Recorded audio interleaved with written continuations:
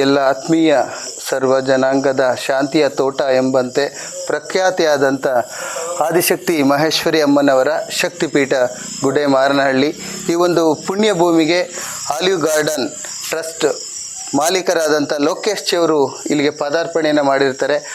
ಹಲವಾರು ಕಾರ್ಯಕ್ಷೇತ್ರಗಳಲ್ಲಿ ಸಾಧನೆಯನ್ನು ಮಾಡಿದಂಥ ಹಲವಾರು ಸಾಧಕರಿಗೆ ಪ್ರಶಸ್ತಿಗಳನ್ನು ನೀಡುವಂಥ ಧೀಮಂತ ಹೃದಯವಂತ ನಾಯಕರು ಅಂದರೆ ನಮ್ಮ ಲೋಕೇಶ್ ಅವರು. ಅವರನ್ನು ನಮ್ಮ ಶಕ್ತಿಪೀಠದ ಧರ್ಮದರ್ಶಿಗಳು ನಡೆದಾಡುವ ದೇವತೆ ಭವ್ಯತಾಯಿ ಅಮ್ಮನವರು ಈ ದಿನ ಅವರಿಗೆ ಉತ್ತಮ ಸಮಾಜ ಸೇವಕ ರತ್ನ ಪ್ರಶಸ್ತಿಯನ್ನು ನೀಡುವುದರ ಮುಖಾಂತರ ಅವರಿಗೆ ಒಂದು ಗೌರವ ಸಮರ್ಪಣೆಯನ್ನು KBV ನ್ಯೂಸ್ ವಾಹಿನಿ ಹಾಗೂ STV9 ವಾಹಿನಿ ಆದಿಶಕ್ತಿ ಮಹೇಶ್ವರಿ ಅಮ್ಮನವರ ಶಕ್ತಿಪೀಠದ ಸಹಯೋಗದೊಂದಿಗೆ ಹಾಗೆ ಇವತ್ತು ನಮ್ಮದು ಒಂದು ಸೌಭಾಗ್ಯದ ಸುಂದರ ಕ್ಷಣ ಇದು. ಲೋಕೇಶ್ ಅವರ ಜೊತೆಗೆ ಅವರ ದೊಡ್ಡಪ್ಪನವರು, ಅವರ ದೊಡ್ಡಮ್ಮನವರು, ಹಾಗೆ ಅವರ ಪ್ರೀತಿಯ ಸಹೋದರ ಜಗನ್ಮಾತೆ ದುರ್ಗಾ ಪರಮೇಶ್ವರಿಯ ಒಂದು ದೇವಸ್ಥಾನವನ್ನು ಕೂಡ ಅವರು ನಡೆಸ್ತಾರೆ ಅಂತಕ್ಕಂಥ ಸತ್ಯ ನಮ್ಗೆ ಈ ಭಗವತಿ ಸಾನ್ನಿಧ್ಯದಲ್ಲಿ ತಿಳಿದು ಬಂತು.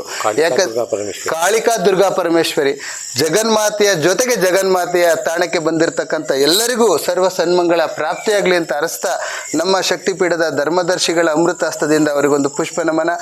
ಎಲ್ಲರೂ ಸಕಲವೂ ಅವರಿಗೆ ನೀಡಲಿ, ಭಗವತಿ ಒಳ್ಳೇದು ಮಾಡಲಿ, ಲೋಕೇಶ್ ಅವರ ಕಂಡ ಕನಸು ನನಸಾಗಲಿ.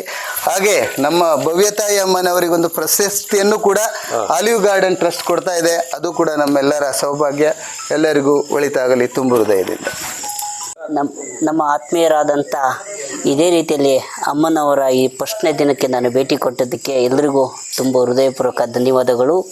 ಇದೇ ರೀತಿಯಲ್ಲಿ ನನಗೆ ಇಷ್ಟೊಂದು ಇನ್ನು ಮುಂದೆ ನಮ್ಮ ಸೇವೆಯನ್ನು ಹೆಚ್ಚಿಕೊಟ್ಟಂಥ ಭವ್ಯತಾಯಿ ಅಮ್ಮನವರಿಗೆ ಇನ್ನೂ ಸತತವಾಗಿ, ಏಕೆಂದರೆ ಅವರು ಇವತ್ತವಾಗಿ ಇನ್ನೂ ನೀನು ಮುಂದೆ ಹೆಚ್ಚು ಸೇವೆ, ಜನರ ಸೇವೆ ಇದೆ ಅಂತ ನನಗೆ ಈ ಕ್ಷಣದಲ್ಲಿ ನನಗೆ ತೋರಿಸ್ಬಿಟ್ಟು ನನಗೆ ಗೊತ್ತಿಲ್ಲದಾಗೆ ನನ್ನ ಒಂದು ಭಾವಚಿತ್ರವೂ ಕೂಡ ಮಾಡಿಸ್ಕೊಟ್ಟು ಇವತ್ತು ಸೇವೆ ರತ್ನವಾಗಿ ಅವರು ಮಾಡಿಸ್ಕೊಟ್ಟಿರೋದಕ್ಕೆ ಅಮ್ಮ ನಿಮಗೆ ಯಾವತ್ತೂ ನಿಮ್ಮ ಚಿರನುಡಿಯಾಗಿ ತಾಯಿ ಆಶೀರ್ವಾದವಾಗಿ ಇದೇ ರೀತಿ ಮುಂದುವರಿಲಿ.